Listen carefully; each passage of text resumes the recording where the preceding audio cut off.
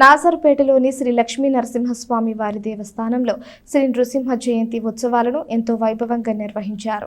శ్రీ లక్ష్మీ నరసింహస్వామి వారికి పంచామృతాభిషేకాలు, సహస్రనామార్చనలు భక్తి శ్రద్ధలతో జరిపారు. స్థానిక నాజర్పేటలోని శ్రీ లక్ష్మీ నరసింహస్వామి వారి దేవస్థానంలో శ్రీ నృసింహ జయంతిని మంగళవారం ఘనంగా నిర్వహించారు.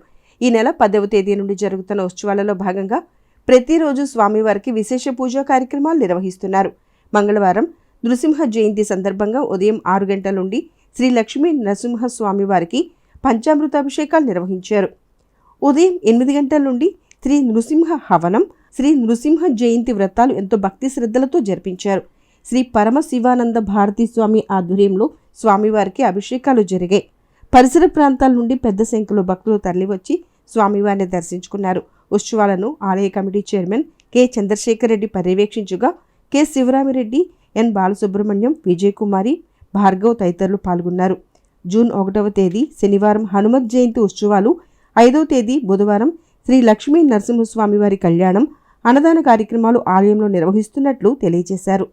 పొన్నాడ లక్ష్మీ నరసింహం గారికి స్వప్న దర్శనమయ్యి ఆ స్వామి నేను ఇక్కడ భూగర్భంలో నేను నివాసమై ఉన్నాను, నన్ను పైకి తీసి ఇక్కడ ప్రతిష్ఠ చేసి ఒక దేవాలయ నిర్మాణం చేయాల్సింది అని చెప్పేసి ఆయనకి కలలో కనిపించి స్వామివారు చెప్పారు. సరే ఈయన ప్రయత్నం చేస్తే స్వామివారి యొక్క ఇప్పుడు గర్భాలయంలో ఉన్నటువంటి స్వామివారి యొక్క మూర్తి యథాతథంగా భూగర్భంలో ఆయనకి స్వప్న దర్శనంలో అయినట్టుగానే దొరికింది. ఆ స్వామివారిని తీసి అభిషేకాలు చేసి ఈ దేవాలయాన్ని నిర్మాణం చేశారు. ఇది 1902 సంవత్సరంలో దేవాలయ నిర్మాణానికి శంకుస్థాపన అయింది. అయితే స్వామివారు అంతకుముందు 4-5 సంవత్సరాలకు పూర్వమే లభ్యమయ్యారు భూగర్భంలో.